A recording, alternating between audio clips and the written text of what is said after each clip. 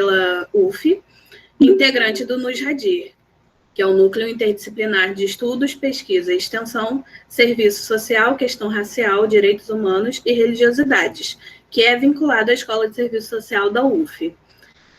Antes de iniciarmos nossa roda de conversa, eu gostaria de prestar nossas condolências às famílias que tiveram perdas nesse momento de pandemia pela Covid-19.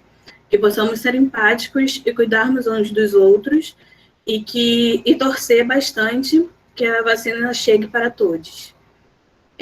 Gostaria de agradecer o convite para mediar a roda de conversa de hoje. É uma honra para mim fazer parte da troca tão importante. Os eventos abertos ao público são tão significativos quanto os seminários internos, né? Pois devolvemos ao público e aos ouvintes os nossos acúmulos teóricos e abrimos para o debate amplo. Gostaria de agradecer também a organização do evento, a Maíra Carrera pelo suporte técnico, que é executado de forma impecável e com muita dedicação, a Lúcia Soares pela coordenação do núcleo, sempre com muito empenho e responsabilidade pelo apoio ao evento de hoje, assim como agradecer a Lucília Carvalho, não só pela vice-coordenação do núcleo, como também pela proposição da atual roda de conversa e disponibilidade em debater esse tema que é de suma relevância. Ao nosso convidado também, Paulo Faleiro, pelo aceite ao nosso convite, nós ficamos realmente muito gratos. Quero expressar aqui minha gratidão a todos vocês que se inscreveram e puderam comparecer hoje. A lista de presença vai ficar disponível mais para frente no chat. É importante que vocês preencham para a gente poder mandar o certificado por e-mail. Entrando mais na roda de conversa, né, intitulada Fundamentalismo Religioso nas Periferias e os Desafios para o Serviço Social. Faz parte da programação de comemoração do mês de maio, do Dia do Assistente Social, que é dia 15 de maio, da Escola de Serviço Social da UF. E a presente roda terá como base os 3 textos enviados para vocês previamente por e-mail. São eles: Liberdade e Intolerância Religiosa no Brasil, Tendências e Desafios para o Serviço Social, que é um texto de 2015, no qual a autora Graziela Ferreira Quintão analisa como as crenças pessoais religiosas e do profissional assistente social influenciam na sua atuação com os usuários, principalmente em temas polêmicos, né, como religião, como aborto, como homossexualidade. E o segundo texto é Evangélicos, Política e Espaço, Nossas Estratégias rumo à Presidência da República, que é um texto de 2016 das autoras Mônica Sampaio Machado e Cristina Lontra Nassif, que apresentam um crescimento da religião evangélica no Brasil, para além do campo da religiosidade, garantindo o espaço público e político, né, principalmente político. As autoras também fazem uma proposição sobre o Rio de Janeiro ser um território estratégico para esse setor e sua base de apoio rumo à presidência em 2018.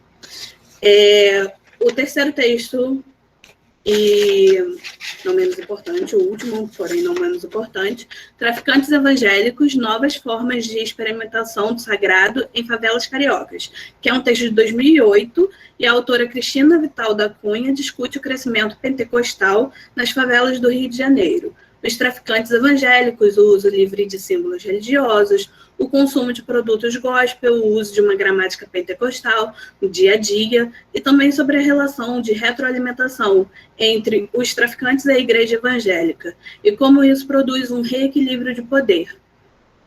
Iniciaremos, então, o debate com os palestrantes Paulo Faleiro, conselheiro do CRES-RJ, coordenador da Comissão do Direito à Cidade, e Lucília Carvalho da Silva, professora e assistente social da UF e do IFRJ.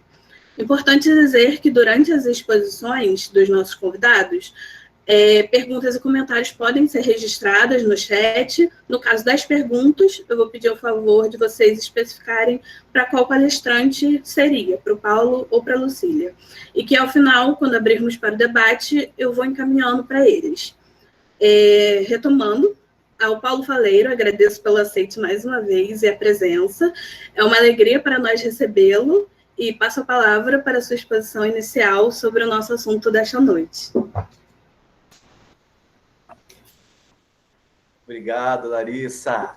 Tá me ouvindo? Tá conseguindo me ouvir? Porque às vezes eu sempre tenho algum problema técnico, né? Mas dessa vez não vai ter, não. Vai dar tudo certinho. Então, assim, tá fechada, Paulo. Eita. Tá fechada. Tá vendo? Sempre tem um problema técnico. Então, assim, primeiro agradecer. Tá fechado. Agora já voltou? Voltou. Agora foi. Ah, então tá. Beleza.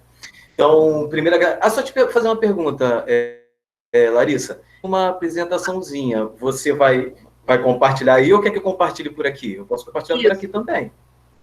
A Lúcia, se não me engano, vai compartilhar pra gente. Isso. Ah, então beleza, então. Eu vou compartilhar. Ah, beleza, então, Lúcia. Tá ok. Então tá ótimo, obrigado.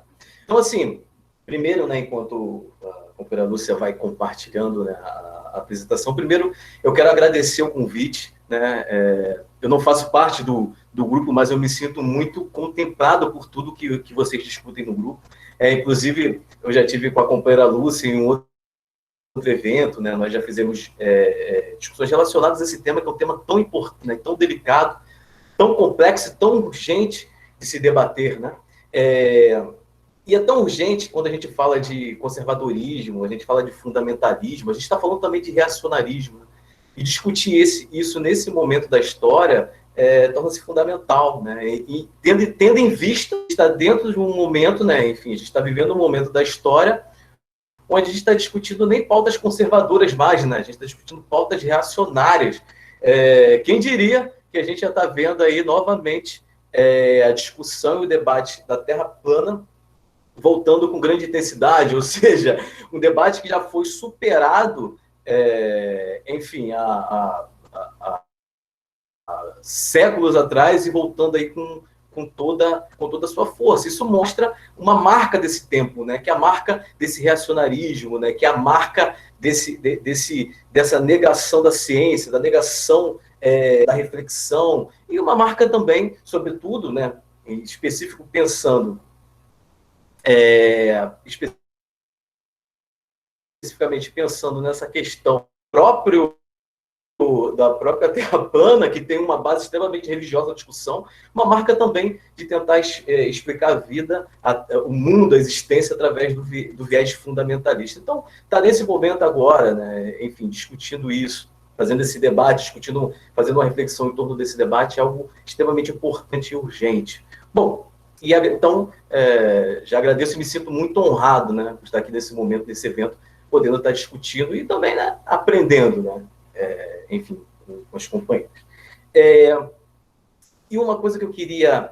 Antes eu só vou me apresentar, meu nome é Paulo Faleiro, eu sou conselheiro do CRES, também sou professor universitário, né, da Universidade de Castelo Branco. Trabalhei minha vida toda com a... Deixa eu só colocar... Eu coloquei aqui o tempo, gente, que eu vou falando. Aí, às vezes, eu vou estourando o tempo, né? E eu trabalhei a minha vida toda no campo do direito à cidade, ou seja, como assistente social, trabalhei a minha vida toda no campo do direito à cidade e sempre pesquisei o campo da cidade, né, o campo do urbano, e muito voltado para o debate da habitação. Porém, de um tempo para cá, eu tenho feito um movimento de reflexão e tenho começado a me questionar muito como se dá as representações desse fundamentalismo na cidade. Né? A gente vai conversar um pouquinho sobre isso, enfim, no debate. Ou seja, essa relação cidade, essa relação fundamentalismo, essa relação religiosidade, ela é uma relação, cidade e religiosidade é uma relação muito próxima. Pode não parecer, né? Às vezes a gente acha que cidade é uma coisa e religiosidade é outra. Mas essas questões, elas estão muito imbricadas, muito amarradas no dia a dia e na rotina da população.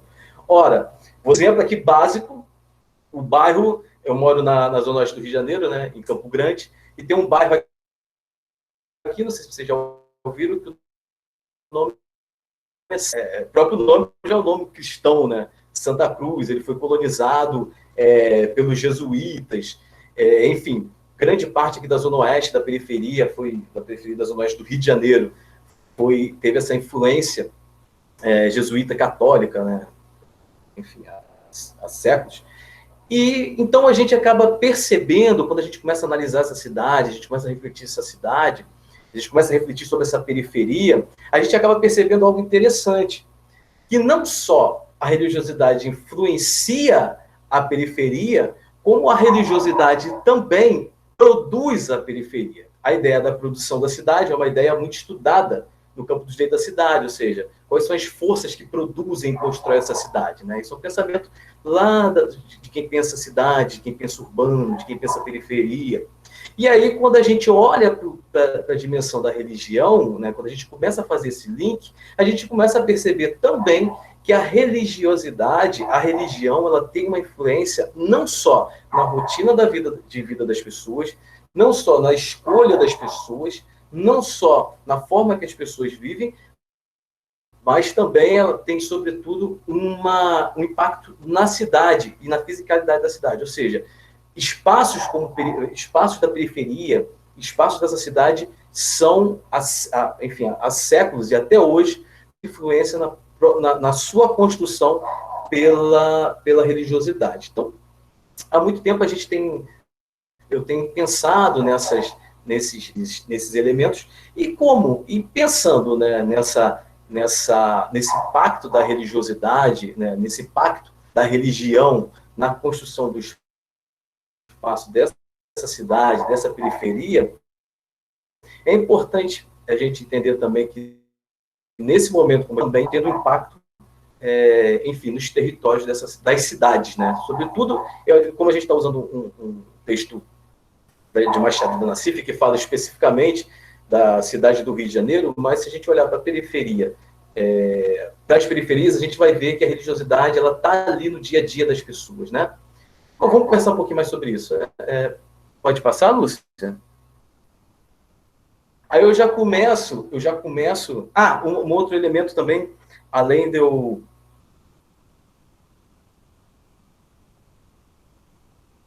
Enfim, de eu ter me apresentado, eu também sou evangélico, né? Eu venho... acabo atravessando e articulando tanto o debate da cidade quanto as questões evangélicas que acabam enfim, me provocando reflexão, né? Então, por eu ser de dentro do mundo evangélico, eu comecei também a me questionar como que se dá essa relação do mundo evangélico, enfim, com os espaços da cidade, né? Como se dá essa relação da religiosidade cristã com os espaços da cidade, sobretudo da periferia. E aí eu trouxe enfim, uma imagenzinha. Eu tenho feito, como eu tenho lido muito sobre essa questão da periferia, das cidades, e essa relação com o mundo cristão, fundamentalismo cristão, eu pego muitas fotos na internet, e algumas fotos também eu tiro quando eu passo na zona, aqui nos bairros da Zona Oeste, também vou tirando algumas fotos da presença cristã, enfim, a gente pode deduzir que é evangélica, mas uma presença cristã muito forte nas periferias. E aí, se a gente fizer um exercíciozinho, a gente fizer... Tá me ouvindo, Larissa? Só faz assim, que eu tô preocupado de... beleza. Beleza. E aí, é interessante a gente fizer um exercício, enfim, na nossa própria... Lá onde a gente mora, na periferia da onde a gente mora, nos locais periféricos, se a gente começar a observar a presença evangélica, cristã, nesse espaço, a gente vai ver que é uma presença muito forte. E aí, quando a gente olha para essa presença, por isso que eu fiz a questão de estar trazendo esse... Sumiu a apresentação, tá, Lúcia? Da tela. Aí, quando eu trago enfim, leia a Bíblia, né? Que é algo que está na parede de uma favela, né? Enfim, de um bairro, isso também é de uma forma a presença lá. Apareceu de novo. Obrigado, Lúcia. De uma certa forma, é uma forma da presença cristã evangélica nas periferias. Então, é importante a gente começar a perceber que essa presença ela vai se dar não só via as igrejas em si, ou os templos religiosos, mas essa presença ela vai pipocar de várias formas, né? Muitas vezes, às vezes no nome de um comércio, no nome de um espaço. Então, essa presença cristã evangélica, ela tem aparecido ela aparece com muita força na periferia. E aí é interessante a gente... Opa, pensei que tinha falado. Aí vamos lá ler o texto para a gente fazer uma reflexãozinha sobre o crescimento. O aumento da população evangélica tem sido uma tendência desde os meados do século XX, segundo o último censo demográfico do IBGE de 2010. Os católicos do Brasil representam 65% da população, estou falando do censo de 2010, e os evangélicos, 22%.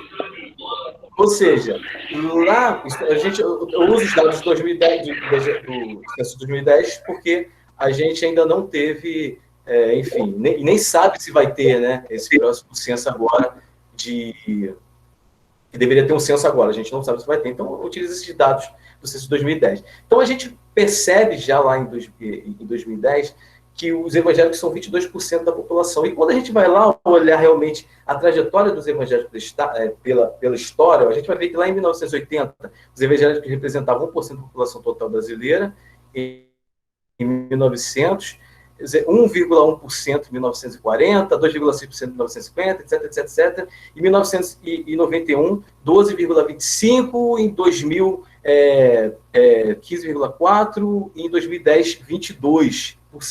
Ou seja, se a gente reparar o mundo evangélico, pode passar, tá, Lúcia, por favor? Se a gente for reparar o mundo evangélico é um fenômeno de crescimento, ou seja, ele cresce em um curto espaço de tempo de uma forma muito grande e ocupando os espaços da periferia. Isso nos faz pensar muitas coisas, né? E aí que vem a grande reflexão. Como que é esse crescimento? De que forma se dá esse crescimento? E aí a gente sabe, enfim, que as religiões cristãs, elas têm uma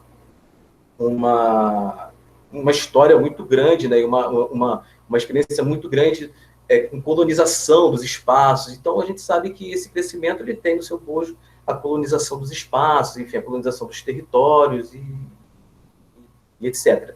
Mas é importante a gente pensar, é um detalhe importante, porque quando a gente pensa nesse crescimento abrupto dos evangélicos na periferia, né, enfim, no país, a gente está falando também de um crescimento de uma força política, e a gente vai falando sobre isso, né? Não é só o crescimento de uma religião, mas, sobretudo, o crescimento de uma força política. Então, aí o mundo evangélico é heterogêneo, enfim, isso fala sobre o que são os evangélicos, né? Porque tem pentecostal, tem, enfim, tem os tradicionais, etc, etc. Né? No Brasil, mais de 60%, e aí é interessante também outro detalhe, assim, para a gente falar, que está relacionado com esse mundo evangélico, e pensando esse mundo evangélico, que é um mundo evangélico que reproduz fundamentalismo. Né? Ó, no Brasil, mais de 60% que se declaram evangélicos são negros e negras. Dos 42,2 milhões de brasileiros, pelo IBGE, né, pelo censo de 2010, cerca recebe mensalmente, no máximo, 2 salários mínimos. Né? Então, enfim, quando a gente olha esse público, né, esse público evangélico, a gente percebe que não é aquela imagem da prosperidade, mas é uma imagem, mas o evangélico, ele é essa população da periferia, ou seja, esse evangélico que cresce, essa religião que vai crescendo por dentro da periferia. E aí a gente vai olhando, aí eu tenho uma fotinha, enfim, de uma assembleia, tem uma fotinha de uma igreja na periferia, né? Só para a gente ilustrar essa ideia da religião, que também é importante a gente desmistificar essa ideia do mundo evangélico enquanto palácios, né, grandes igrejas. Não, ele vai crescendo dessa forma pela periferia e ele vai crescendo pelos espaços mais precarizados dessa cidade. Né? Pode passar, Lúcia. Estou controlando o que eu vou falando. Ó, no censo demográfico também de 2010, e olha, gente, eu vou falar que a gente não vai ter censo agora, né? E agora, com esse desgoverno aí, sabe-se lá quando a gente vai ter um novo censo, né? Mas a impressão que eu tenho, a sensação que eu tenho, e aí é uma grande polêmica... Oi, boa noite. Está muito baixo, não está dando para eu ouvir. Vocês estão me ouvindo? Está me ouvindo, Larissa? Eu estou conseguindo ouvir, sim. Adriana, tá de boa? Para mim está muito bom de ouvido, também. que às vezes melhora o áudio, tudo bem? Ótimo som. Tá? Aí eu não sei, porque essas coisas de... Ouvindo bem, escuto bem. Tá o áudio está ok. Tenta colocar fone de ouvido, que às vezes melhora a recepção. Pode ser, Larissa, verdade. Às vezes fone de ouvido é melhor. Bom, então, vamos lá. Bom, a gente, como eu falei, né, a gente só tem esse lá de 2010, a gente não vai ter esse censo agora, né, deveria ter o censo agora, mas enfim, com esses governos aí, sabe-se lá quando vai ter censo, se vai ter censo, né? Como a gente falou, né? Um governo, uma conjuntura que nega a ciência, vai querer ficar colhendo dados para pensar política pública e outras coisas. Bom, enfim, eu acho muito complicado, né? Mas eu tenho a impressão que... E já tem alguns teóricos que já apontam para esse número, esse crescimento evangélico hoje, que era de 22% da população, já está próximo da própria religião católica, e tem outros... Isso é polêmico, é uma discussão grande, mas acho que é um debate importante, né? Enquanto a gente não tiver um censo, realmente a gente não vai conseguir analisar isso com mais nitidez. E tem outros autores que apontam também, uma galera que discute, o mundo evangélico aponta que provavelmente daqui a 10, 20 anos, a religião predominante do Brasil vai ser a religião evangélica. Bom, tem muita polêmica nesse debate, mas acho que é um debate que a gente precisa fazer, a gente precisa começar a entender e compreender melhor, e eu acho que é um movimento que o site tem feito bem interessante, né, de trazer a discussão do mundo evangélico e começar a entender que crescimento é esse, como é que ele cresce, que mecanismo é esse, né, como pode uma religião crescer tanto em tão pouco tempo, a ponto de conseguir, a ponto de estar caminhando em direção à religião colonizadora, né, que é a religião católica. Então, alguns elementos que foram do mundo evangélico, estratégico que o mundo evangélico constrói, fundamentalista, etc., acho que é importante a gente começar a pensar nisso, né? E aí, no censo demográfico de 2010, evangélicos somam 42,275 milhões, né? E aí, desses, né, lá em 2010, 60% se declaram pentecostais, né?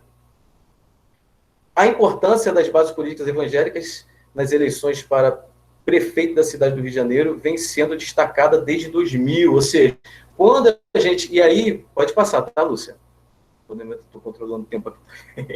E aí é importante a gente começar a pensar que lá em 2000, na verdade, quando a gente fala de fundamentalismo religioso, quando a gente fala de crescimento da religiosidade fundamentalista evangélica pelas periferias, quando a gente fala de mundo evangélico e política, mundo evangélico... E aí é bom frisar também, gente, enfim, óbvio, né? Eu sempre faço essa mundo evangélico fundamentalista, porque a gente sabe que tem pessoas no mundo evangélico, óbvio, né? Tem grupos que não são evangélicos fundamentalistas, mas sempre frisando isso, né? Que são os evangélicos fundamentalistas que estão construindo aí o projeto de poder. Como eu falei, projeto de poder. Então, é importante a gente olhar para esses elementos todos como parte de um projeto, tá, gente? Que vem crescendo lá atrás, lá na década enfim, 70, 80, né? Que vem se consolidando, não só na busca pelo poder político, né, institucional, mas tem um elemento que eu acho que a gente tem que pensar, e aí que tem a ver com a cidade, mas na busca do poder político no dia a dia e no cotidiano da população, né? Ou seja, esse poder político que essa religiosidade evangélica, que esses segmentos conservadores, reacionários, né, fundamentalistas evangélicos, eles alcançam na política, é um reflexo também de como eles se organizam na base popular, ou seja, por isso que eu falei, né, e esse texto, o Machado fala sobre isso, né, por isso que uma das grandes estratégias para o poder, né, para chegar ao poder desses segmentos evangélicos, é essa estratégia de ampliar suas bases pela camada da população, pelos territórios e pela periferia, ou seja, a periferia é um alvo e uma estratégia de poder desses segmentos, né? Aí também uma igreja, enfim, na periferia, eu trouxe mais essa fotinha de igreja para a gente ir desmistificando e a gente começar a compreender como que o mundo evangélico, começar a pensar, né? Como é que uma roda de conversa, enfim, a gente começar a ter uma reflexão como que o mundo evangélico está presente nas periferias, né? Ele não vai estar lá presente com grandes igrejas, né? Enfim, mas ele vai estar lá presente também nos espaços precarizados de N formas. Essa é uma forma, né? Pode passar, Lúcia. E aí a gente vai falar um pouquinho, enfim, eu falei, a gente vai falar um pouquinho mais específico do Rio de Janeiro, mas a gente pode começar a pensar, e aí eu vi que tinha uma companheira, eu estava acompanhando no chat, né? Tinha uma companheira que é lá de São Paulo, né? Enfim, tem pessoas de outros não sei se tem de outros estados aí também, mas começa a observar que um pouquinho do que eu vou falar sobre... A câmera falhou, Paulo. Opa, voltou? Voltou agora? E agora o áudio. Eita. Não, tá tudo bem, Sim, deve a ser câmera conexão. ainda... Eita, voltou? Estão conseguindo me ouvir? Estão indo? Estão indo? Tá indo agora, Larissa? Sim, ouvindo bem. A Tá. câmera ainda está fechada. Tá, mas se estiver me ouvindo, tá tranquilo. Bom, tá sim, tá tudo bom. Comigo? Então Deve ser comigo. Não, obrigado, Larissa. Enfim, é esse mundo virtual aí que a gente tem que aprender a lidar com ele, que realmente não é brincadeira, não. Mas pode falar, qualquer coisa pode falar, tá, Larissa? Obrigado pelo retorno. Bem, desculpa interromper. Não, tranquilo. Fica à vontade. Então, assim, e aí voltando para esse... pensando um pouquinho nessa questão da periferia, e aí fazendo esse movimento, um pouquinho do que eu vou falar também sobre Marcelo, sobre o Crivella, em relação aqui no Rio de Janeiro, vocês vão notar também que nas periferias de onde vocês moram, esse movimento acontece de enfim, com outros políticos, mas também acontece. Ó. Os votos recebidos por Crivella já apresentavam uma tendência de distribuição espacial na cidade, confirmada nas eleições da prefeitura de 2016. Ou seja, é aquilo que eu estava conversando lá que eu falei com vocês no início. Esse poder evangélico, né, essa busca por esse voto evangélico, fundamentalista, essa busca por esse voto do mundo fundamentalista, ele não está em qualquer lugar. Existe uma estratégia espacial na cidade para a busca desses votos, ou seja, não é em qualquer espaço dessa cidade, geralmente nas regiões, enfim, da periferia. Ó. Vou avançar um pouquinho. Demonstrando a importância de pensar a espacialização do voto evangélico. Então, por isso que é tão importante, né? Eu tenho tentado fazer essa reflexão, trago essa reflexão. Essa foto, para mim, é emblemática. Eu tenho trago essa reflexão para a gente pensar nessa espacialização do poder, do voto evangélico conservador, né? Do voto evangélico reacionário. Olha, esse, para mim, aí voltando àquele assunto que a gente falou, né? Da presença evangélica conservadora, reacionária, né? Fundamentalista nos territórios da cidade, esse calçadão aí que vocês estão vendo é o calçadão de Campo Grande. Não sei se vocês já ouviram falar.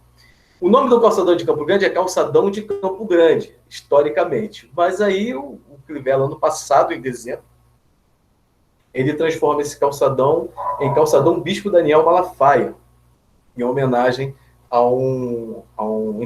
que esse Daniel Malafaia não é o Malafaia da mídia, não. É um outro pastor daqui da região, famoso. E aí, acho que tem até alguém que mora aqui no bairro, falando no bairro. E aí, ou seja, é comum, e é muito comum, gente, a religiosidade, quando a gente vai pensando um pouquinho mais na cidade, como eu falei, a religiosidade se materializar em espaço da cidade, né?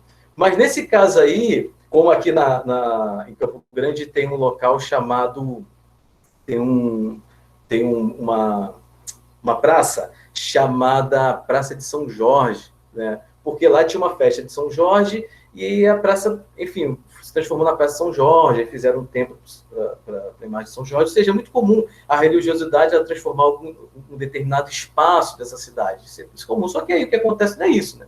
Na verdade, é uma homenagem para uma determinada liderança religiosa que apoiou politicamente o Crivella num dos espaços, e aí é importante a leitura simbólica, né, disso, né? Ou seja, não está em qualquer lugar, né? Essa homenagem, essa representação dessa homenagem para uma figura religiosa, evangélica, ligada ao Crivella, está num dos mais importantes do bairro de Campo Grande. Ou seja, quando a gente fala de calçadão de Campo Grande, a gente está falando de uma centralidade, né? Ou seja, então, ocupar simbolicamente, né, um espaço fundamental, importante da cidade. E a ocupação simbólica na cidade, veja bem, que é uma discussão da cidade também, a ocupação simbólica dos espaços da cidade também é ocupação política, ou seja, ocupar simbolicamente a cidade é também uma forma de você ocupar politicamente os espaços dessa cidade. Então, quando você ocupa, né, algo com essa simbologia religiosa nesse espaço tão enfim, popular, você tá dando um recado ali também, né? Você está ocupando politicamente esse espaço ali popular dessa cidade, né? Pontos estratégicos, exatamente, né? Não é qualquer lugar, né? Um ponto estratégico. Pode passar, Lúcia. Eu vou caminhando para o final. Pode passar, companheira. Ó, as bases populares de apoio às candidaturas se concentram nos bairros da periferia. Isso. Aí. Ó, os votos recebidos por Crivella, aqui no Rio, pensando especificamente no caso do Rio, apresentavam uma tendência de distribuição espacial na cidade, confirmada agora nas eleições da prefeitura, aí pensando, porque esse texto é lá de 2016, né? Em 2004, puderam ser identificadas algumas faixas percentuais, ou seja, já está mostrando que a maioria das quantidades... Pode passar, tá? Pode passar. Está mostrando que a maioria, a quantidade maior de votos para sustentar o poder, enfim, para colocar o Crivella no poder, foram votos, pensando aqui no Rio de Janeiro, foram votos de evangélicos da periferia. E aí a gente tem que fazer um parêntese, que eu acho muito importante, pensando aqui no caso, e a gente pode pensar também no caso do governo federal, mas pensando aqui no caso do Rio de Janeiro, a base do Crivella, na última eleição, era uma base basicamente evangélica. E essa base evangélica, que era fragmentada, que ele não teve apoio, né, essa base evangélica teve força para levar ele para o segundo turno. Ou seja, que força é essa?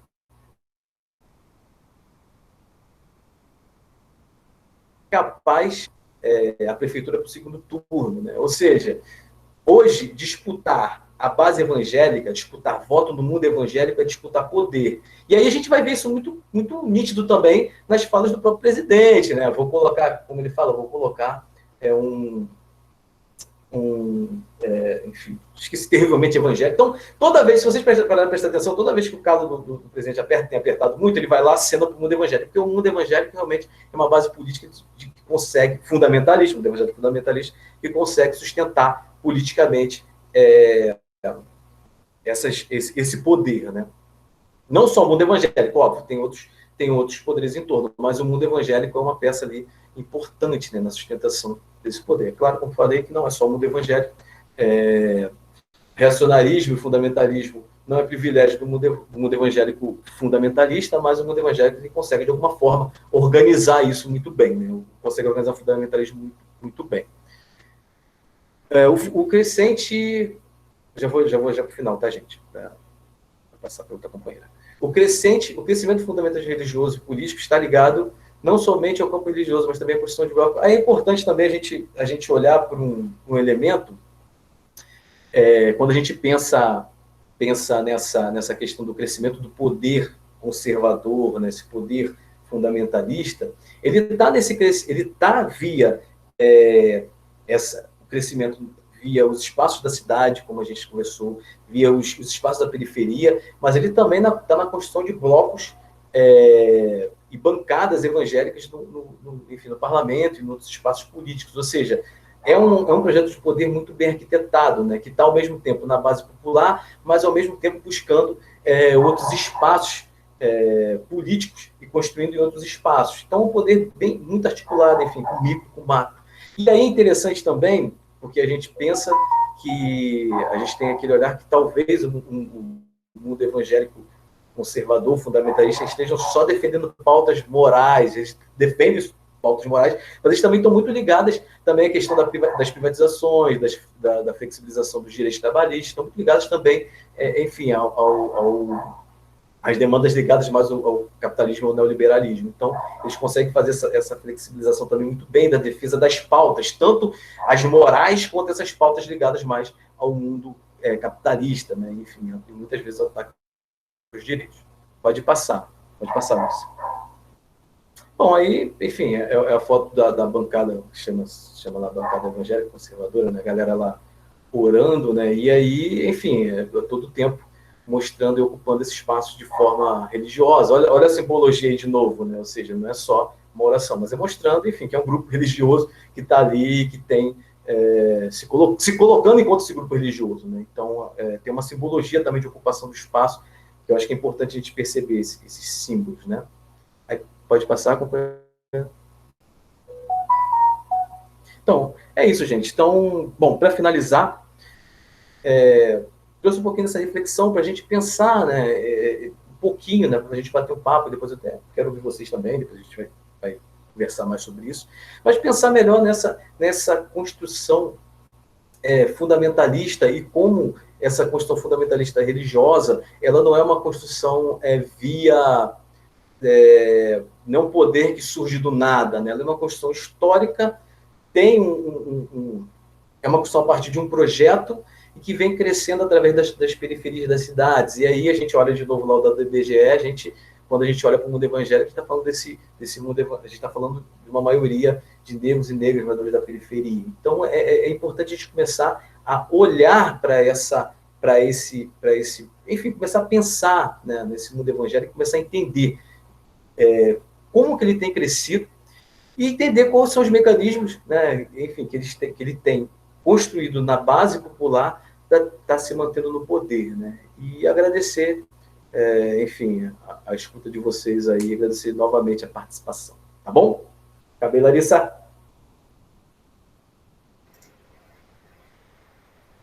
Muito obrigada, Paulo, pela sua fala. Foi, assim, muito importante e de muita reflexão. Tenho certeza que no debate vai render bons comentários. Eu vou agradecer mais uma vez sua fala e passar a palavra para a professora Lucília e dizer que é sempre um aprendizado enorme ouvi-la.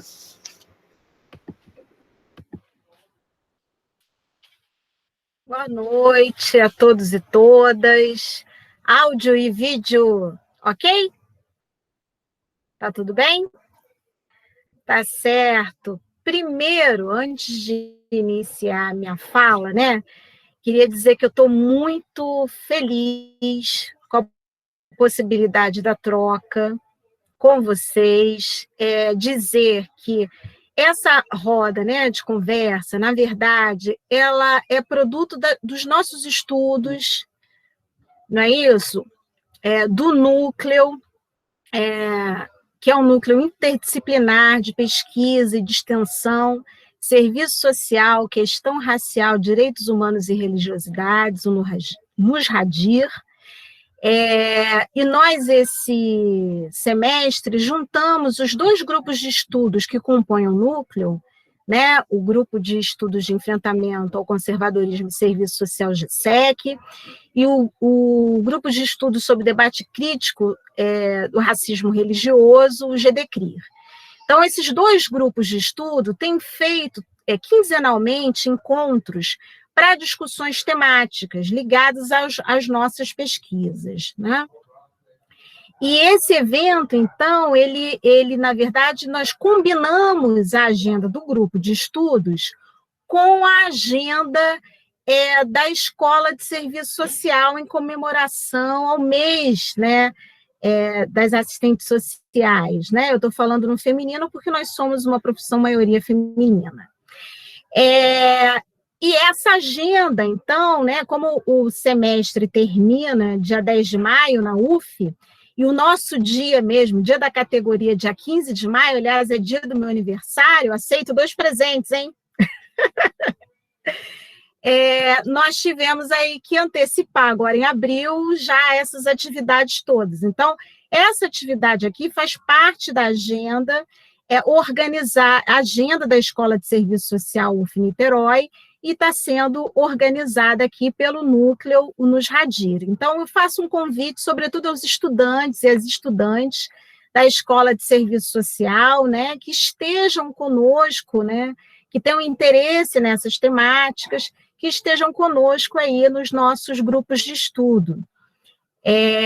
Agradecer a Larissa, Maíra, aí na preciosa contribuição, né, dos bastidores do evento, agradecer a Larissa pela mediação e agradecer muito Paulo Faleiro por ter aceitado o convite. O Paulo tem muita legitimidade, né, ele tem lugar de fala, né, porque ele vem do seio evangélico tradicional e tem sido aí um porta-voz importante, né,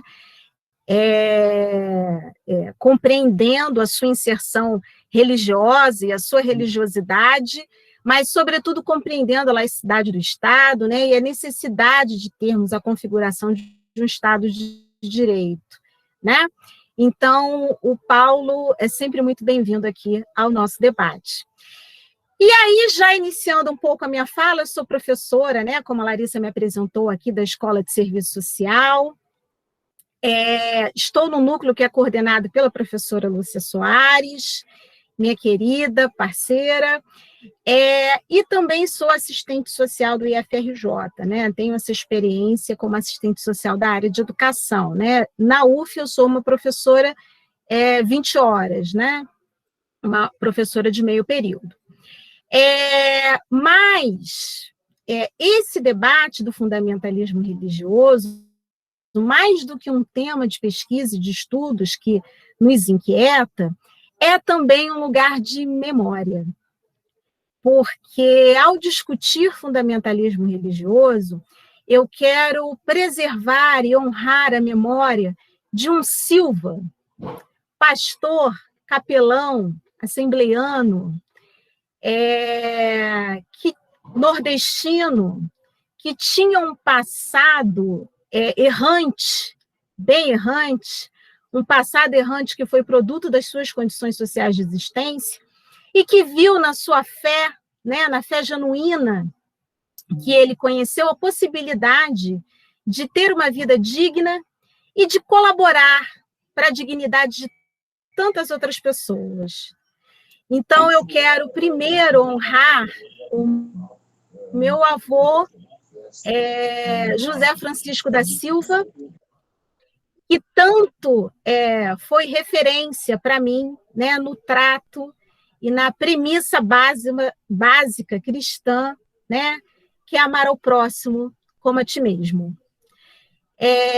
Então, antes de mais nada, a gente gostaria de frisar que o debate do fundamentalismo religioso não é um debate contra igrejas evangélicas, ou igrejas católicas, ou igrejas cristãs de um modo geral, mas é situar, né, a apropriação mercantil, inclusive, econômica, da fé genuína de muita gente, né, da religiosidade do povo como uma expressão cultural importante de alento, de acolhimento e de memória afetiva, mas o uso disso e o abuso disso para a preservação de interesses de dominação, interesses econômicos, interesses políticos, que nada tem a ver com a preservação das liberdades coletivas, com os direitos humanos e com a preservação de uma ética religiosa que acolha as pessoas, né? Então, é desse uso que a gente vem estudando, e é esse uso que a gente vem denunciando, e é esse uso que a gente vem criticando, né? Fazendo essa análise crítica. Então, eu vou só acrescentar alguns pontos sobre a conjuntura para complementar aí a fala do Paulo, que trouxe elementos muito pertinentes, né, sobre a apropriação da cidade, a partir de uma referência única, né, porque o fundamentalismo religioso está assentado nessa perspectiva de uma história única e de uma perspectiva única de percepção da vida, né? Então, essa apropriação da cidade por essa perspectiva única. E aí vou trazer alguns elementos dessa conjuntura e vou falar um pouco dos impactos disso num processo que já vem acontecendo nas últimas décadas de expansão dos cursos de serviço social, de mercantilização desses cursos pela oferta privada e de aí uma constituição de talvez um novo perfil profissional, né, no campo do serviço social. Então, o que a questão das religiosidades, da religião, né, na perspectiva desse fundamentalismo religioso, pode, né, ameaçar, né, a defesa da laicidade da profissão e, sobretudo, a defesa dos interesses da população que nós atendemos, dos direitos sociais duramente conquistados a partir lutas sociais. Então, a minha fala vai dentro desses dois eixos de análise. Primeiro, pontuar, acho que é uma questão que a gente precisa pontuar, que há, né, um uso aí da teologia para uma perspectiva de manutenção, de preservação de uma identidade fascista mesmo, né, autoritária.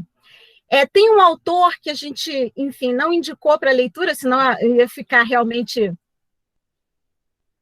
enorme, né?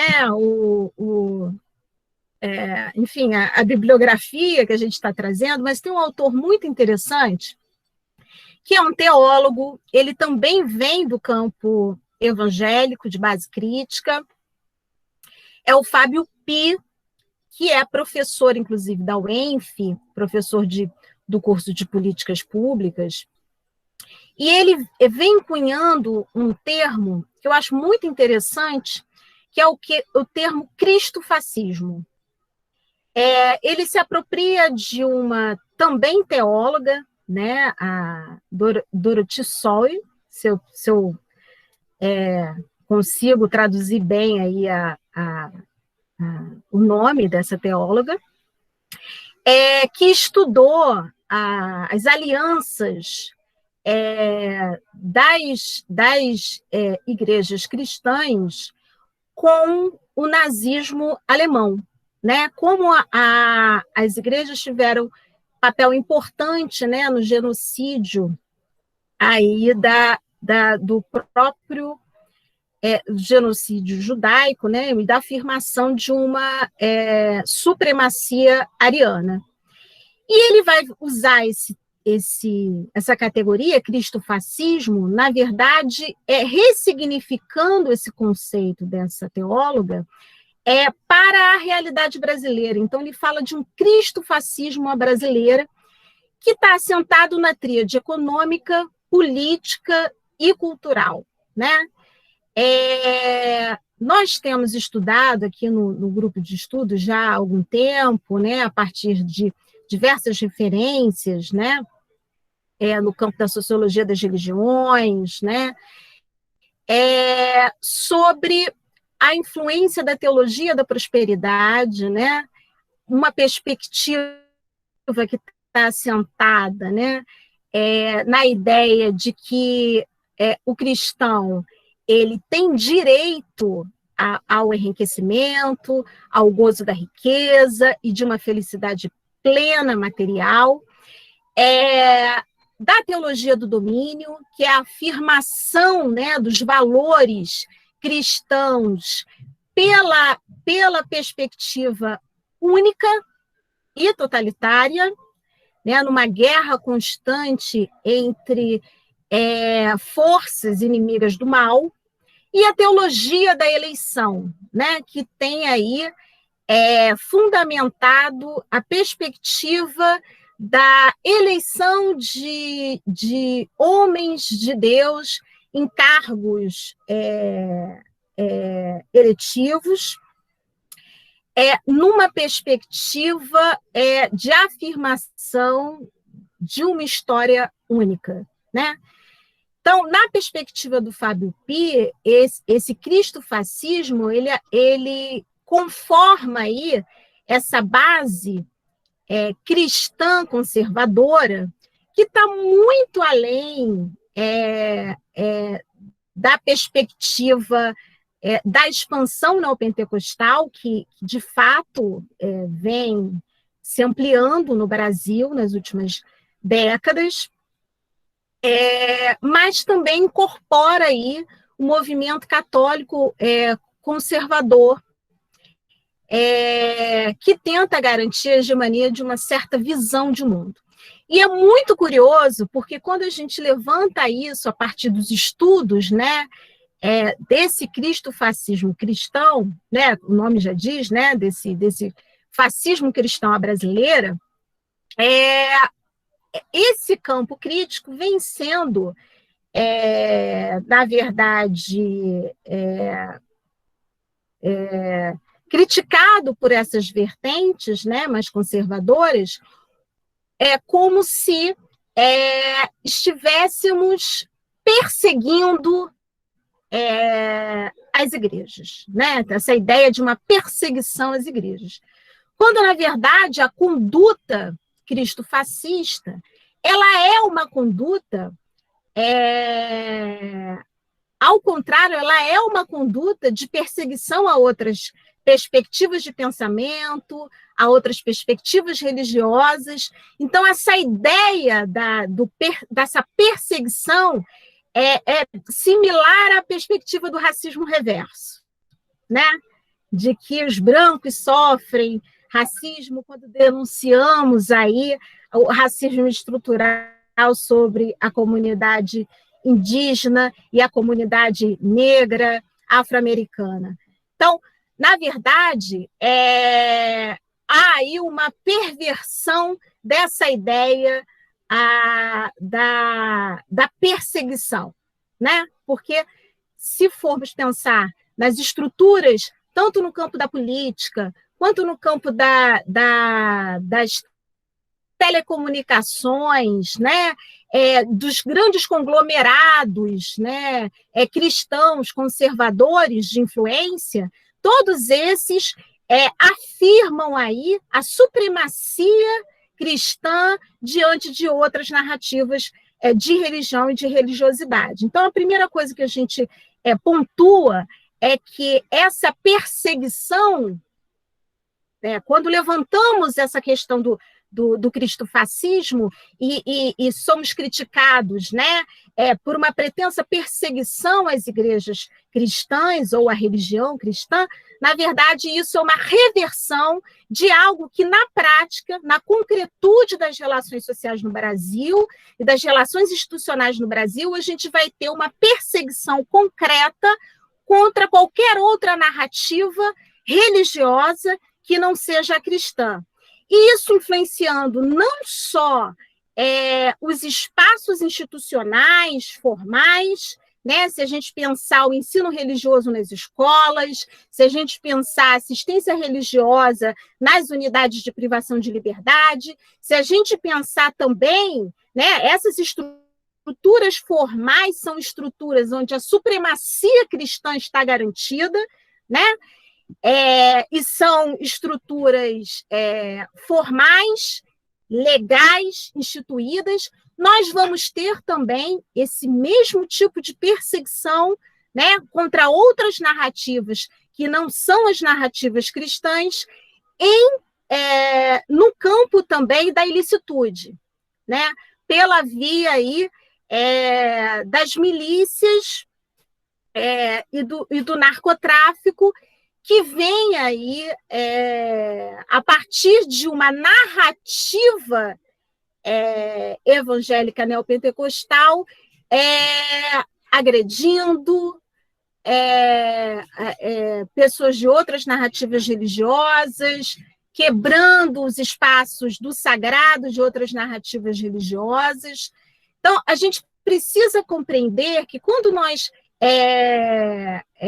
apontamos que há a existência de um cristofascismo no Brasil, nós estamos dizendo que sim, tanto pela via institucional legal, quanto pela via da ilicitude, né, dos territórios marcados aí pelo poder que se estabelece pela via não estatal, não legal, outras narrativas religiosas que não as cristãs têm sido afetadas cruelmente,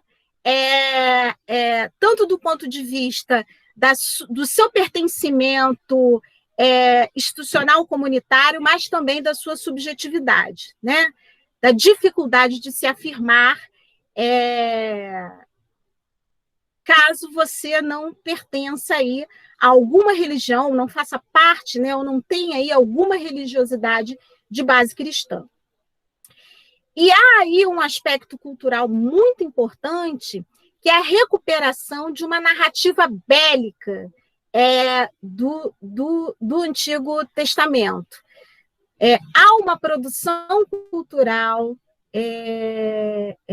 em torno, por exemplo, do que se estabelece nas mídias digitais hoje, nas redes sociais, do que se estabelece nas novelas bíblicas e do que se estabelece no discurso de parlamentares, né, da Frente Parlamentar Evangélica, que é essa perspectiva não baseada na graça, né? Os cristãos vão entender o que eu estou falando de uma narrativa bíblica, não baseada na graça do Antigo Testamento, né? Da cultura do não ódio, do não atirar a primeira pedra, de dar a outra face, né? A quem é seu inimigo, seu adversário.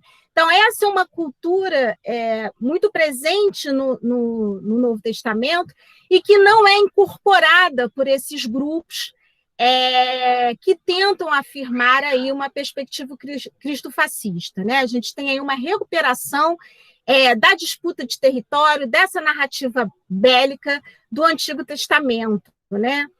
Que vai influenciar muito o que a gente está percebendo hoje nos contextos de favela, com ampliação de grupos de narcotraficantes que se identificam com a narrativa evangélica, né? O complexo de Israel. Então, não há uma aparente incoerência entre uma narrativa religiosa que se assenta, né, numa conduta moral de preservação da vida, numa conduta moral, né, de retidão, né, e de respeito às autoridades, né? Não há aí essa incongruência, né, essa incoerência com a narrativa evangélica dessa perspectiva bélica, né? Então, esse é um dado muito importante que a gente precisa estudar com mais cuidado, que essa dimensão cultural dessa teologia, do que o Fábio Pi chama de uma teologia do poder autoritário. Essa teologia do poder autoritário que adentra aí as vias institucionais do executivo, né? Que adentra as vias institucionais do legislativo e que a cada dia mais ganha espaços nas vias institucionais do judiciário, mas que também é uma teologia do poder autoritário que se assenta também nos territórios periféricos, né? E quero também acrescentar, né, ainda sobre essa discussão, né, desse adensamento da teologia do poder autoritário nas favelas, a perspectiva de uma identidade baseada nas relações de familiaridade e de vizinhança, né? Nos últimos... E é curioso isso, né? Porque a Cristina Vital, uma socióloga que vem observando esse movimento nos contextos de favela já há 2 décadas, né? Ela vinha observando como as religiões, por exemplo, de matriz africana e indígena, tinham um papel importante aí na relação, né, com o poder local, né, com os líderes locais dos territórios de favela, né? E como mas isso não impedia ou não proibia, ou não ameaçava aí a expansão de outras vertentes religiosas. Tanto que o crescimento pentecostal no Brasil, e a gente chama de crescimento neopentecostal, por quê? Porque o neopentecostalismo ele vem rompendo com o asceticismo e com o sectarismo dos movimentos pentecostais de origem no Brasil, né? A partir dessa incorporação da teologia da prosperidade, da teologia do domínio e dessa teologia da eleição, né? Então, esse crescimento que o Paulo já aponta, né, no último censo do IBGE, que certamente, se tivéssemos um próximo censo, essa expansão estaria muito mais evidente, né? Então, o fato das religiões de matriz africana e indígena, né, ocuparem esses espaços de território e serem referências importantes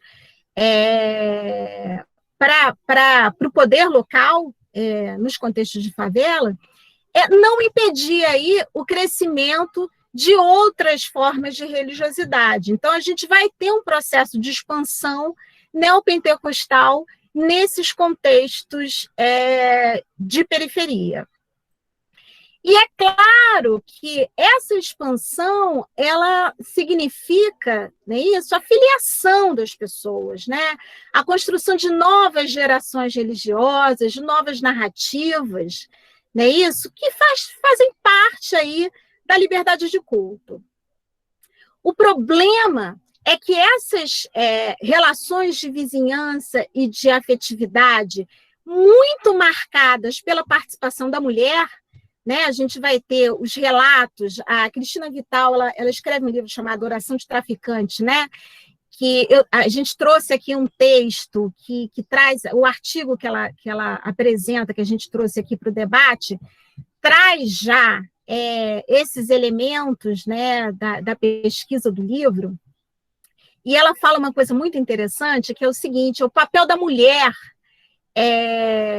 na influência dos traficantes.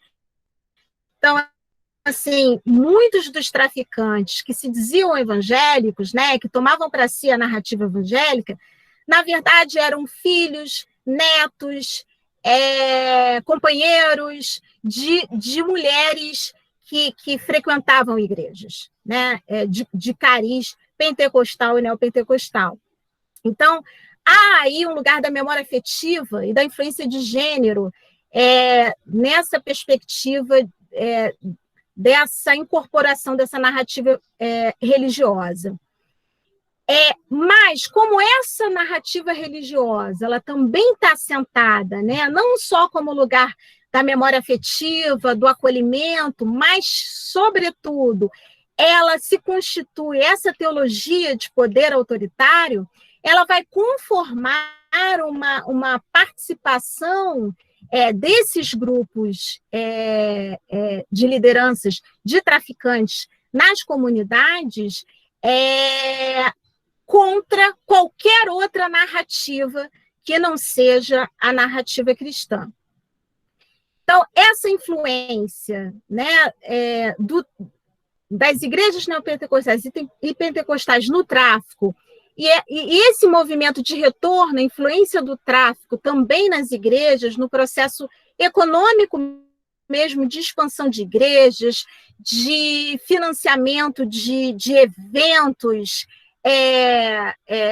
cristãos, pentecostais, neopentecostais, evangélicos nas comunidades, parte aí dessa narrativa, dessa história única, né?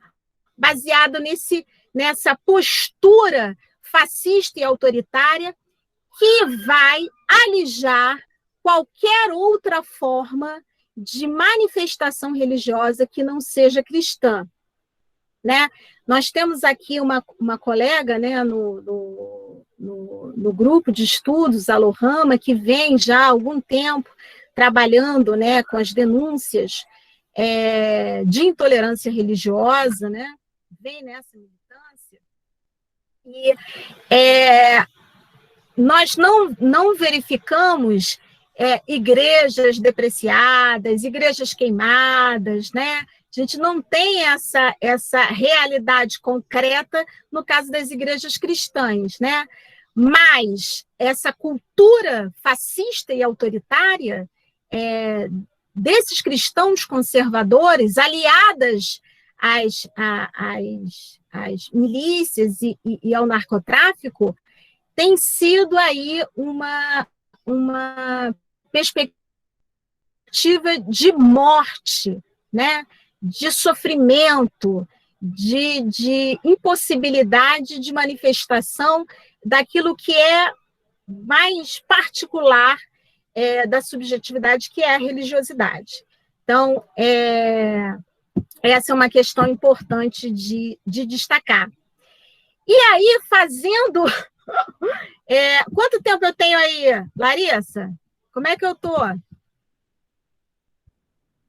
Só para eu não ficar falando demais aqui. Uns 3 minutinhos, mais ou menos. 3 minutinhos? Vou ter que negociar muita coisa, hein? Espera aí. E aí, fazendo aí, lembrando aí um certo economista de um grande programa de entretenimento hoje no Brasil, eu vou falar uma frase que é assim: o Brasil está lascado, né? O Brasil está lascado porque essa combinação entre cristofascismo, crime organizado e mídias digitais tem gerado aí, né, milícias digitais de difícil controle. Então, o negacionismo à ciência, as notícias mal contadas, as notícias mentirosas, né, circulam nessas mídias digitais a partir dessa vertente cristofascista muito rapidamente e é difícil pegar isso, né? E é inteligível para a maioria da população. A gente tem uma população, enfim, né? No caso do capitalismo dependente, a gente tem uma população de pouco acesso à educação, de pouco acesso à reflexão. Então, essas mídias digitais operam aí livremente na internet essa possibilidade de construção e afirmação dessa história única, né, e totalitária. Pensando o serviço social nesse contexto, cabe observar, né, que desde a década de 90 a gente vem passando por uma série de reformas no ensino superior, né, que vão intensificar algo que já está presente na história da educação brasileira, que é a privatização dessa oferta máxima de ensino, que é o ensino superior, né? Nós sempre tivemos uma oferta privada, né? Todos os indicadores educacionais apontam que nós sempre tivemos uma oferta privada no ensino superior importante.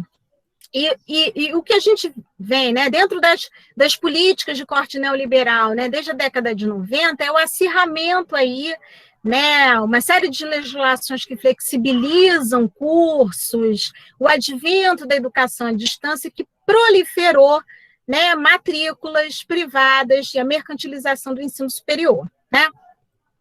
E eu vou tomar aqui como referência um artigo de um livro sobre a expansão EAD no serviço social, que foi organizado pela professora Larissa Damer e André Vale, né? E tem um artigo em especial da Damer Pereira e da Souza, que vão, na verdade, fazer um balanço de uma década, né, de expansão dos cursos de serviço social pela via mercantil no ensino superior. Então, um dado importante que elas trazem, que na década de 90, né, que marca a aprovação das diretrizes curriculares da ABEPS, da Associação Brasileira de Ensino, Pesquisa e Serviço Social, afinada com o contexto de conformação de um projeto ético-político, expresso no Código de Ética, expresso na Lei de Regulamentação da Profissão. Então, as diretrizes curriculares da ABEPS, né, ainda que o MEC tenha, né, aprovado, né, de maneira a diminuir, né, o conteúdo dessas diretrizes curriculares, mas, enfim, a gente tem a afirmação de diretrizes curriculares afinadas com a direção ética da profissão, política e ética da profissão. Na década de 90, que marca aí a aprovação dessas diretrizes curriculares dos cursos de serviço social, nós tínhamos matrículas concentradas em cursos presenciais e de instituições universitárias, né? que elas vão observar após o ano 2000? Que a maioria das matrículas dos cursos de serviço social vão se encontrar na oferta da modalidade EAD e nos cursos presenciais, mas a maior parte em instituições mercantis, ou seja, instituições privadas, né? E elas trazem dados importantes, por exemplo, a oferta de vagas em 2017, 132.895 vagas de EAD, para 49.081 vagas de cursos presenciais, e a gente vai ter aí, em uma década, de 2007 a 2017, uma ampliação de 198% de cursos EAD, para um crescimento pífio de 15,15% de cursos presenciais. Então, quais são as tendências desse processo, né, de mercantilização do ensino superior na formação em serviço social? Primeiro, a perda do protagonismo da formação universitária na graduação em serviço social. E a formação universitária, ela é uma formação que garante aí a preservação da tríade, né, ensino, pesquisa e extensão. Ela garante um diálogo, né, profícuo com outras áreas de conhecimento. A própria geografia das universidades permitem isso, né? A possibilidade de frequentar eventos de outras áreas de conhecimento, de participar de pesquisas, de participar de extensão. Então, a gente tem uma formação que não é só formação de sala de aula. E essa perda de protagonismo da formação universitária, ela vem, obviamente, trazendo como consequência a constituição hegemônica de um novo perfil profissional, né? Alijado da pesquisa da pós-graduação, né? Alijado do debate ético-político que construímos coletivamente, e ameaça, fragiliza o projeto ético-político profissional como horizonte identitário da categoria, né? Inclusive, como tendência, a gente tende aí a ter disputas nas entidades da categoria importantes em torno desse projeto ético-político, né? E, claro, reatualiza conservadorismos presentes na profissão que nunca foram superados, né? A Lúcia faz esse debate muito bem, né, nas pesquisas sobre o conservadorismo no serviço social.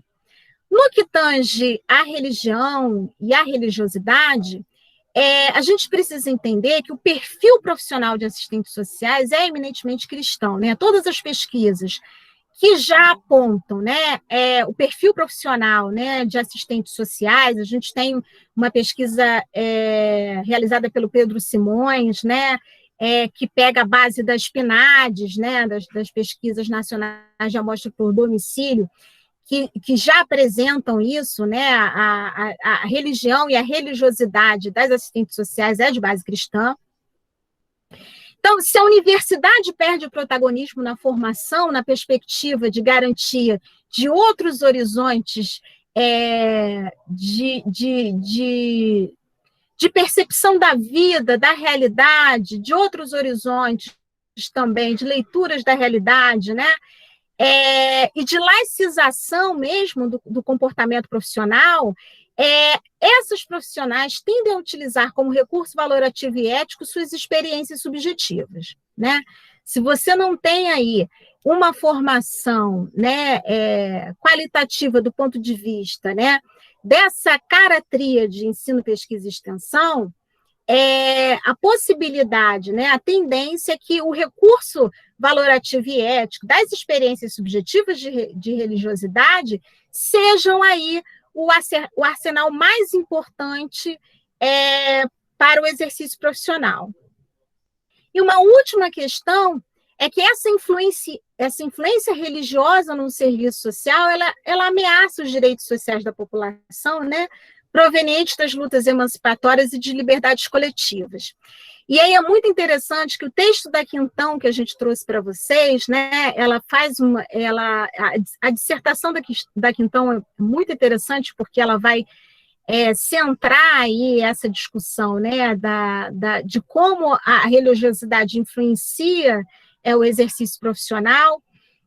E nós trabalhamos com outras autoras também, a Medeiros, nós trabalhamos com Esclei Pinheiro, né, que já vem demonstrando isso, a dificuldade de conciliação, né, entre suas referências religiosas de religiosidade, né, com uma perspectiva laicizante de profissão que preserva aí direitos sociais da população.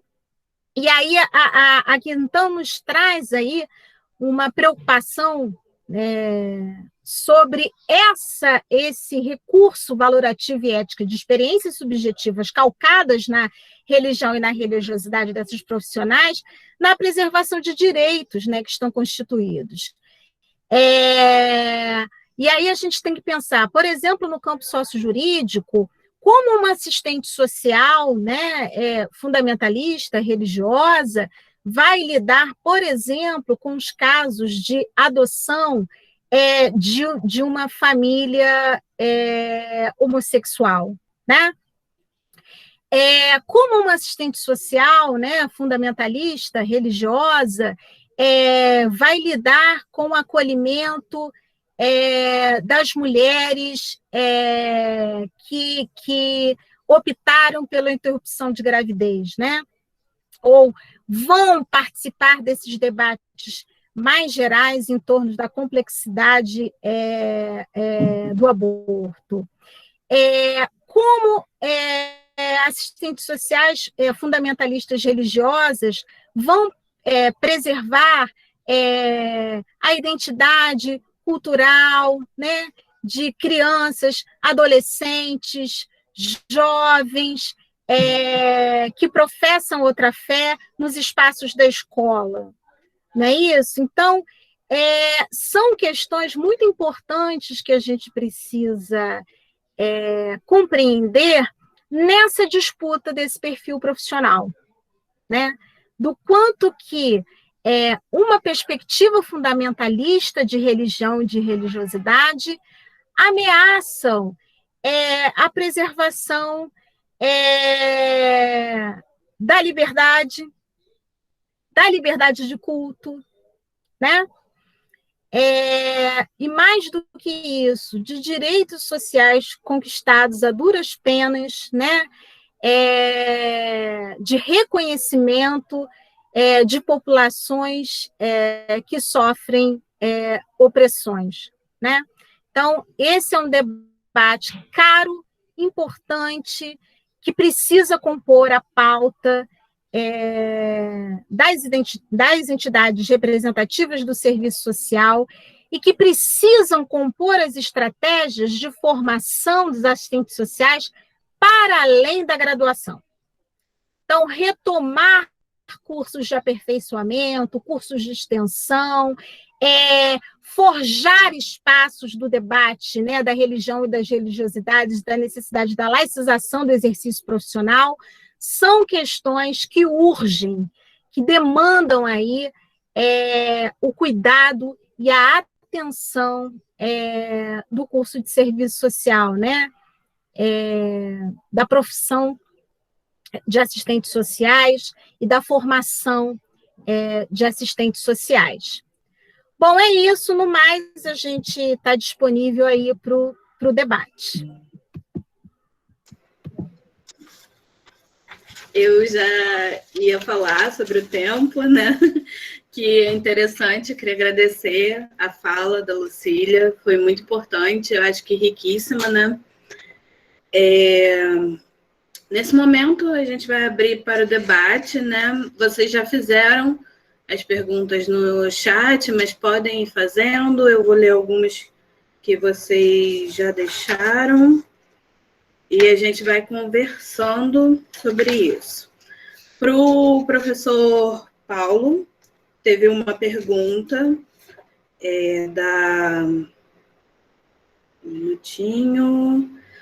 da Silvia Lúcia Rezende, acho que li certo, né? Ouvi de uma pessoa de vertente neopentecostal, quer saber, acho que Deus e a Bíblia são capitalistas. Professor, pode comentar sobre esse distanciamento do neopentecostalismo triunfalista e de prosperidade dos valores legitimamente cristãos, de solidariedade, partilha e etc.? E desde já, obrigada. Essa é uma pergunta para o professor Paulo. Teve outros comentários também. Fábio Xavier comentou: é claro que não podemos generalizar, mas, infelizmente, grande parte da igreja evangélica foi cooptada pelo Estado, principalmente durante o atual governo. Rosana Nogueira comentou: o neoliberalismo deu força à igreja evangélica. O Luan França disse que foi muito bom o debate. Aline Pires pediu obrigado pelo professor, gostou muito das colocações. E aí ficamos com essa pergunta da Silvia para o professor Paulo. Pode falar, Larissa? Posso falar? Pode sim. Beleza. Autoriza, eu falo. Deixa eu falar assim. Enfim, tem a pergunta objetiva, né? Que é essa contradição. Tá me ouvindo? Estão me ouvindo? Estão me ouvindo aí? Beleza. Tem essa pergunta, né? Objetiva que essa contradição, a solidariedade, essa dimensão capitalística, vamos colocar assim, né? Da teologia da prosperidade, essa dimensão capitalista. Mas tem uma dimensão anterior a essa que eu acho que é importante a gente discutir, né? Que é, na verdade, eu li lá, estava lendo enfim, a colocação que ela falou, né? Que ela falou que uma irmãzinha falou assim: acredito que a Bíblia e Deus é capitalista, né? Enfim. Porque, na verdade, se a gente perceber, né? E aí a professora Lucília falou muito bem das teologias, né? Enfim, a gente vai perceber que existe uma disputa sobre a leitura da Bíblia, né? Ou seja, a Bíblia não está sendo lida de qualquer jeito, né? Ela tem uma disputa e, sobretudo, que eu acho que é importante a gente pensar, né? Existe um olhar político sobre a leitura da Bíblia. Ou seja, se eu quero defender um determinado campo político, eu vou ter um olhar político dentro de uma determinada teologia, né? A professora Lucília falou várias ali de forma muito bem, né? Se eu tenho de outras, e eu sou evangélico, eu sigo a teologia da missão integral, né? Sou muito ligado à galera da teologia da missão integral. Como eu tenho um olhar muito voltado para a justiça social, essa coisa toda, eu tenho um outro olhar. Então, sobre essa tua pergunta, né, que eu acho importante a gente pensar, a gente tem que pensar sobre isso, que a Bíblia, a leitura da Bíblia, ela está sob disputa o tempo todo. E não só a leitura da Bíblia. Na verdade, aí eu gosto muito, né, como na minha dissertação, nas minhas pesquisas sobre cidade, eu estudei muito símbolo, né? Mas não só a Bíblia, mas como toda a simbologia, né? Principalmente pensando hoje no mundo evangélico, pensando especificamente no mundo evangélico, também está em disputa. Ora, se a gente olhar lá em 2016, Bolsonaro foi batizado. Olha, disputando politicamente um sacramento da religião evangélica. Batizou politicamente uma figura que queria ascender dentro do mundo evangélico, ou seja, uma disputa política sobre um símbolo, sobre o sacramento evangélico. Então, primeiro, antes da gente pensar nessa dimensão, né, nessa pergunta, enfim, o abandono das dimensões, né, de solidariedade, enfim, em detrimento de uma concepção mais capitalística, né, vamos dizer assim, na verdade, mergulhado dentro dessa disputa política, né, enfim, ideológica sobre a leitura bíblica. E aí a gente tem, né, quando a gente olha para a teologia da prosperidade, hoje principalmente, mas na década de 90, se a gente for olhar lá, né, enfim, quando a teologia da prosperidade começou a crescer e ter força, né, ter mais intensidade, lá na década de 80, 90, a gente vai olhar que lá em 90, você, com o crescimento, enfim, neopentecostal, você vai ver que tem uma relação muito grande também com aquele momento de crise, né, lá da década de 90. Então, essa relação também, crise e essa relação,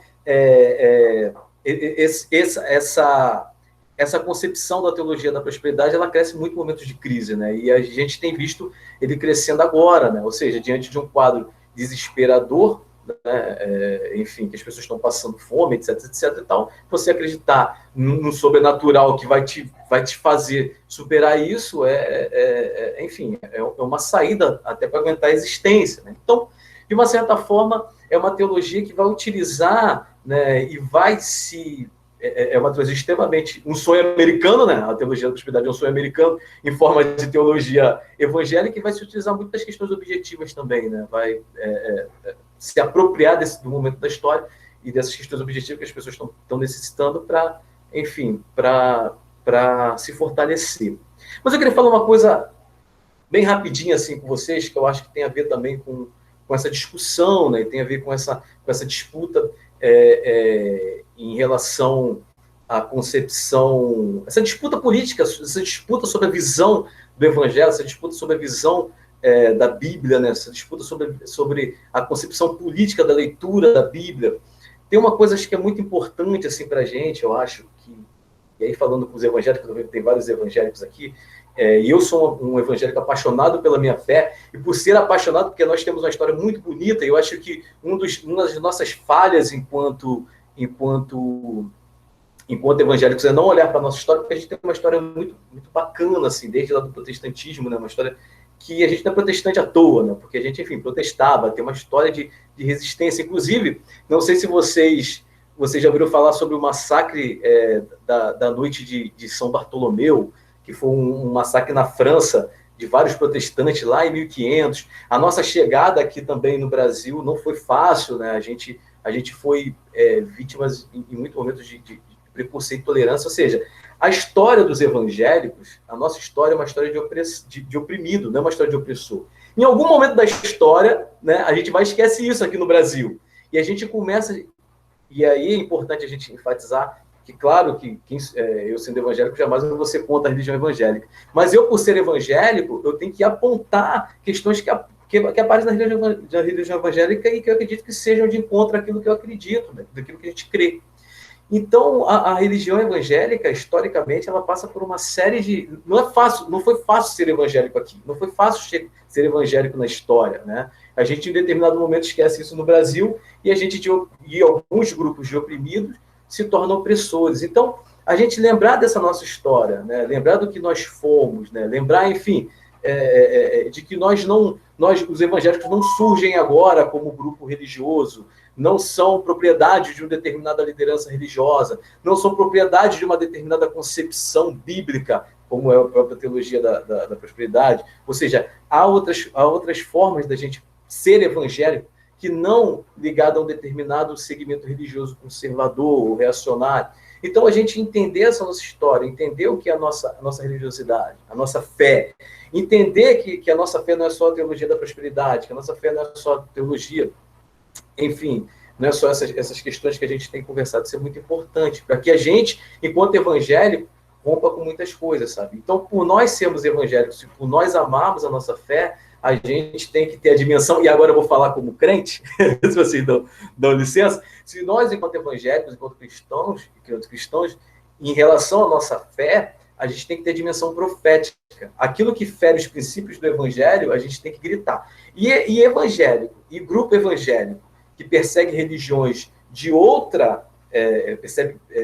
outras religiões, persegue pessoas de outras religiões, membros de outras religiões, é uma forma de ofender a nossa fé, ofender os nossos princípios e ofender a nossa história, como eu falei, que é de oprimido, ou seja, esquecer a nossa história. Então, por esse motivo, a gente tem que proclamar, a gente tem que falar, a gente não concorda com isso.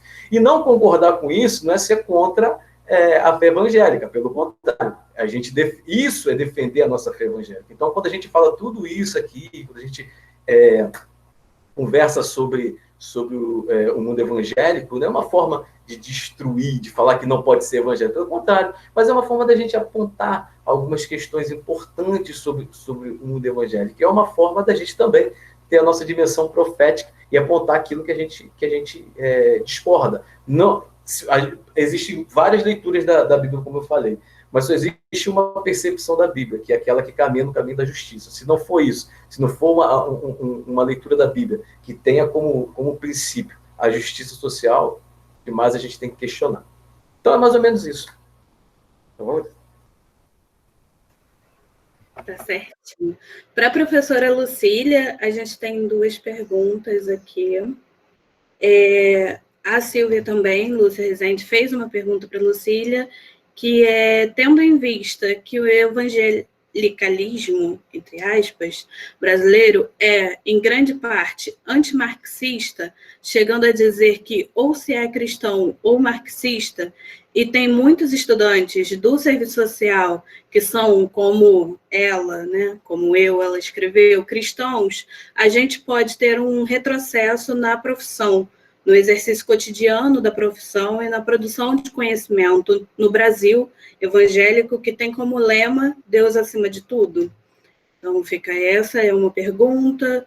Depois temos a pergunta da Daiane Goulart, acho que é assim que fala, para a professora Lucília: sou da rede privada e muitos estudantes são religiosos que procuram um curso de serviço social para ajudar as pessoas. Quando percebem que o curso não se trata disso, ficam frustradas, mas não absorvem nem respeitam os valores éticos e críticos da profissão, mas também não abandonam o curso, visando apenas conseguir o diploma, sem compromisso algum com o projeto ético-político. Como combater esse conservadorismo ainda tão presente na nossa profissão? E, por último, um comentário da Silvana, da Silvia Barbosa, que diz, perfeitas últimas colocações da professora Lucília, sobre o aprimoramento dos conhecimentos para além da graduação. Precisamos sempre estar atualizados e olhar para além do que vivenciamos. Então, ficam essas duas perguntas, da Silvia e da Daiane, para a professora Lucília. Passo a palavra. Perguntas ótimas, vou ver se eu consigo responder, né? Primeiro, eu acho tão curioso isso, sabe? Eu sou cristão, eu sou anticomunista, eu sou antimarxista, né?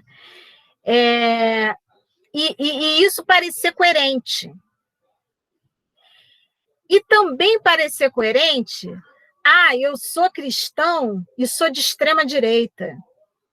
Eu sou cristão e abomino pessoas que não são cristãs, ou eu sou cristão e bandido bom é bandido morto. Né? É uma narrativa que nada tem a ver com Cristo, né? Se a gente pensar bem da trajetória do Cristo. Então, veja, as perspectivas, elas sempre vão existir, né? As interpretações da realidade, elas sempre vão existir. No entanto, assim, a gente precisa sempre fazer um esforço, né, de pensar o que é laicização profissional. O que é ter uma perspectiva profissional que vá... Olha, não existe neutralidade, veja. Né? Eu vou pedir muitas licenças aqui a Luana Luna para usar uma frase que ela usa muito, que não é dela, mas é da pesquisa dela, de um sujeito da pesquisa, que é: nós somos o resultado do nosso encontro, né, Luana? Então, é difícil. Você é assistente social, mas você é um monte de coisa, né? Você é mulher, ou você é homem, você tem uma orientação sexual X ou Y, você tem uma família de uma determinada composição, você tem as suas histórias de vida e você tem a sua religiosidade, a sua religião. No entanto, a gente tem uma série de mecanismos institucionais que regulam a nossa profissão, que estão afinadas com a perspectiva de regulações, inclusive, do campo da legislação social. Então, há aí a preservação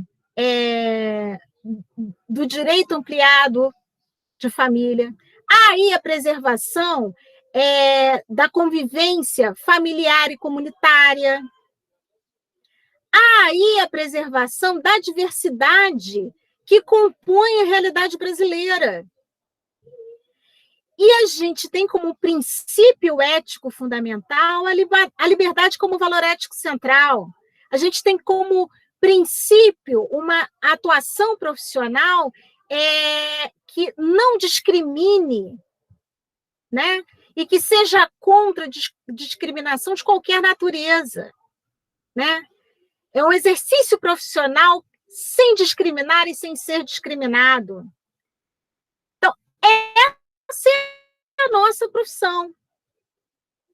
Isso está posto na Lei de Regulamentação da Profissão, isso está posto no Código de Ética Profissional, né? E nós fazemos uso de uma série de legislações que preservam os direitos de diferentes segmentos da sociedade. Nesse sentido, é que a gente precisa pensar a laicização do exercício profissional. É nesse sentido. Não é uma neutralidade abstrata, porque essa neutralidade não existe. Mais uma vez eu falei, nós somos resultado dessas relações que temos, né? Da nossa inserção social. Nós somos resultados de tudo isso.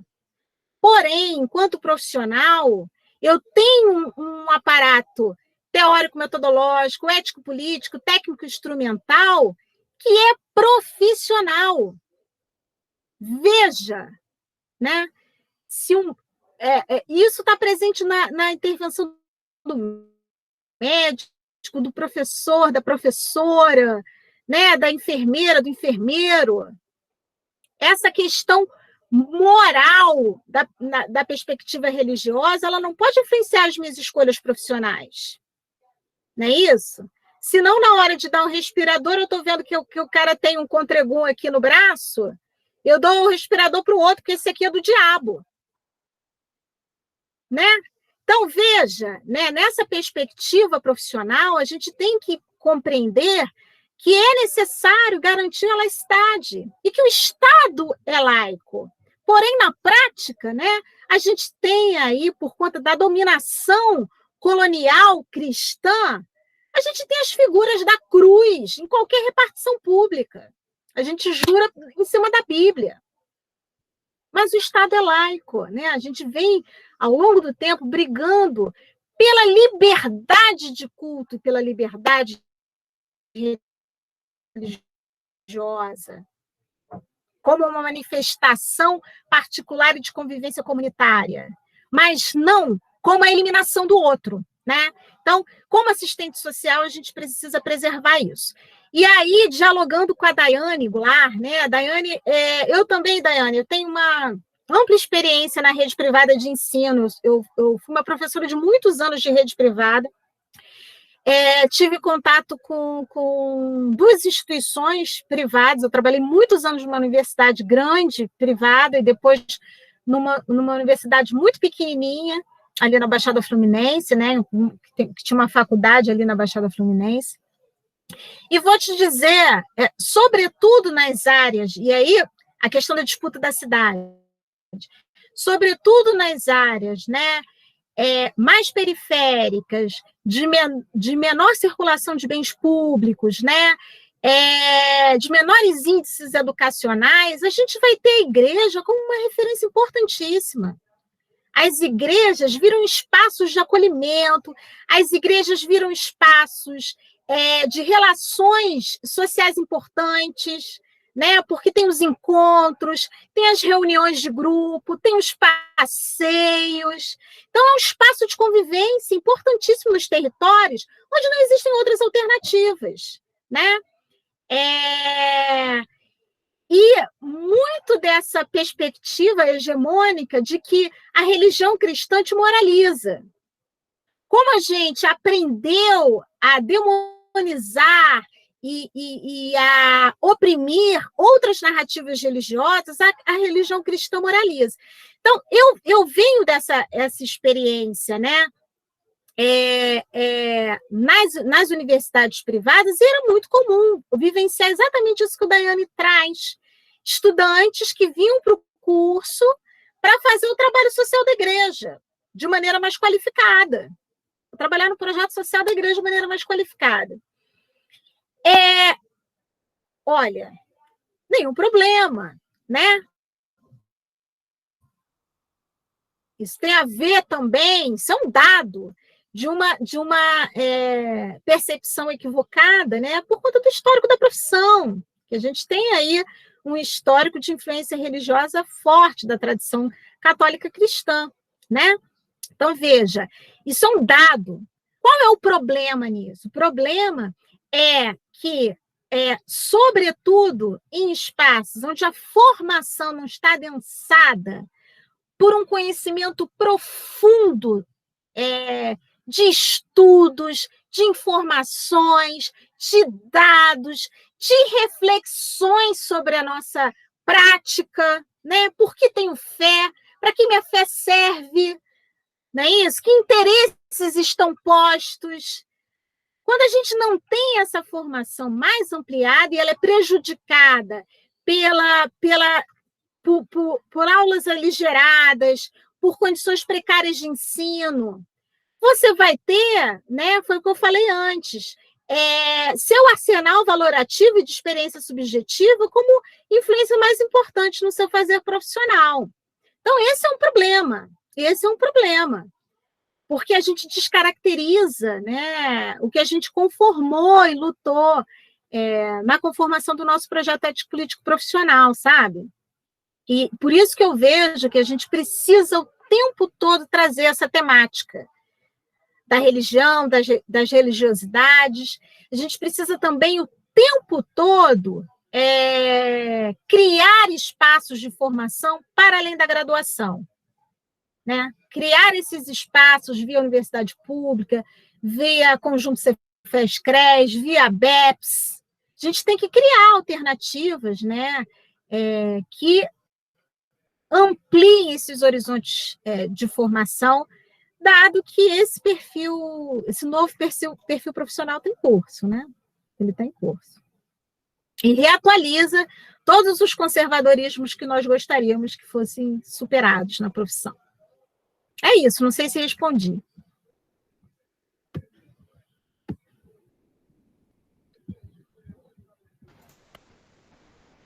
Oi, respondeu sim, foi ótima a resposta. Agora a gente já extrapolou um pouquinho o horário, eu vou caminhando para o fim, né?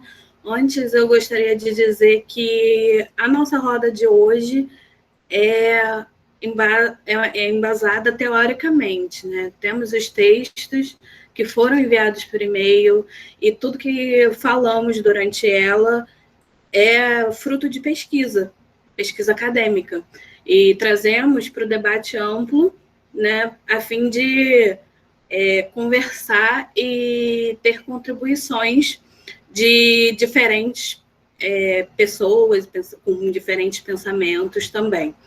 E lógico que nossa intenção não é agredir ninguém, nenhuma religião, e sim respeitar, né, o espaço um do outro. Vou ler uma breve citação da escritora Gabriela Caveira, que conversa um pouco com o tema da nossa roda de hoje, que é: o preconceito e a intolerância religiosa só me mostram reféns de ordens dadas que pensam serem sagradas, mas que todos os dias deixam mãos ensanguentadas. Então, é uma citação bem forte, bem pesada, mas que lembra que a intolerância religiosa é crime, e é um crime de ódio à subjetividade do outro.